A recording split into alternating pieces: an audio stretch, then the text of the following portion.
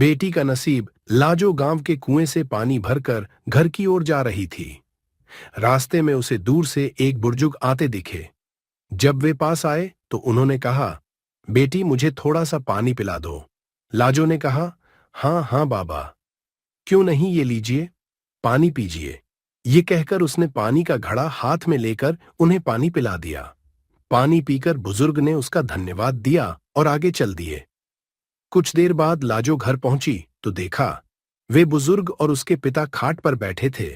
रामधन जी, जो कि लाजो के पिता थे, रत्नलाल उनके ही पुराने दोस्त थे जो कि दूसरे गांव में रहते थे। कई साल बाद वे रामधन से मिलने आए थे। रामधन जी ने जैसे लाजो को देख वे बोले, ले भाई, रत्नलाल आ गई मेरी बेटी। इसी के बारे में पूछ रहा था ना, बहुत ही होशियार बच्ची है।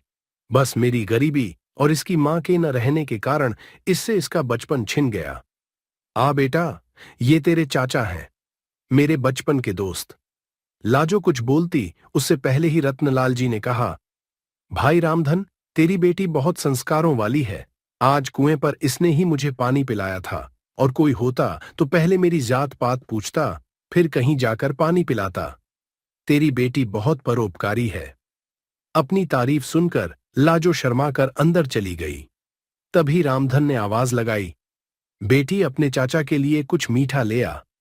रत्नलाल जी ने उसे रोकते हुए कहा, भाई मुंह बाद में मीठा कर लेंगे, पहले मैं जिस काम से आया हूं वो तो सुन ले। हाँ भाई बोल, क्या बात है, घर में सब ठीक तो है ना? रामधन की बात सुनकर रत्नलाल ने गंभीर होते हुए कहा, भाई मैं अपने बड़े बेटे के लिए तेरी बेटी का हाथ मांगना चाहता हूं। अब इस दोस्ती को रिश्तेदारी में बदल देते हैं। यह सुनकर रामधन बहुत खुश हुआ। उसने कहा, बात तो तेरी ठीक है, अगर तेरा बेटा है तो मैं तैयार हूं, लेकिन भाई मेरी हैसियत तो तू जानता ही है। जहां तक मुझे पता है तेरा तो शहर में बहुत बड़ा कारोबार है। कहां मैं कहां तू? रत्नलाल जी ने कहा, पैसा की तू चिंता मत कर, मेरे बेटे के लिए कई बड़े घरों से रिश्ते आए, लेकिन मैं एक ऐसे बच्चे को अपने घर की बहू बनाना चाहता था जिसमें संस्कार हों। वो मैंने तेरी बेटी के अंदर देख लिए। तू बस हां कर दे, बाकी सब कुछ मेरे पर छोड़ दे। रत्नलाल जी की बातें सुनकर रामधन ने तुरंत हां कर दी। ऐसा घर बैठे रिश्ता आए तो कोई भी मना नहीं कर सकता है। किवाड़ की ओट से लाजो ये सब सुन रही थी। रत्नलाल जी ने आगे कहना शुरू किया, हाँ ये बात हुई ना खुशी की, अब जल्दी से मिठाई मंगा, अब मजा आएगा मुंह मीठा करने में। रामधन की आवाज लगाने पर लाजो शर्माते हुए मिठाई की प्लेट लेकर आ गई। रामधन ने कहा, बेटी आज से ये तेरे ससुर हैं, इनके पैर छू। लाजो जल्दी से पैर छूकर वापस चली गई। उसके जाने के बाद रत्नलाल जी ने कहा, भाई मेरा बड़ा बेटा सत्यम मेरा शहर का कारोबार संभालता है और छोटा बेटा वंश गांव में खेती देखता है। मैंने उससे सत्यम से शादी के बारे में पूछा तो वो बोला, पिताजी आप अपने आप देखकर मेरी शादी कर दो। रामधन बोला, हाँ भाई, बड़े नसीब से मिलती है ऐसी संतान जो माता पिता का सम्मान करे। मेरे तो भाग खुल गए। मैं तो हमेशा इसी चिंता में रहता था कि इस बिन मां की गरीब बच्ची को कौन अपनाएगा। रत्नलाल जी बोले, बस अब तू चिंता मत कर, मैं शादी का सारा इंतजाम कर लूंगा। अच्छा, अब मैं चलता हूं। रत्नलाल जी अपने घर के लिए निकल गए।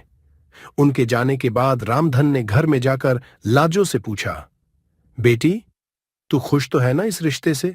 लाजो बोली, पिताजी मेरे जाने के बाद आपका ध्यान कौन रखेगा? मुझे नहीं करनी शादी।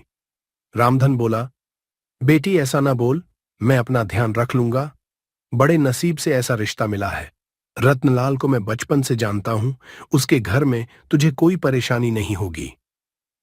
कुछ दिन बाद पास के गांव से दो लोग आए और रामधन को शादी का शुभ मुहूर्त बताकर चले गए। उन्हें रत्नलाल जी ने भेजा था। अब रामधन शादी की तैयारियों में जुट गया। इसी तरह कुछ दिन बीत गए। रामधन ने अपना खेत गिरवी रखकर बेटी की शादी की तैयारियां पूरी कर ली थीं। शादी से एक सप्ताह पहले एक दिन रामधन अपने समधी से मिलने उनके गांव पहुंच गया। रत्नलाल जी ने उसे देखकर गले लगा लिया।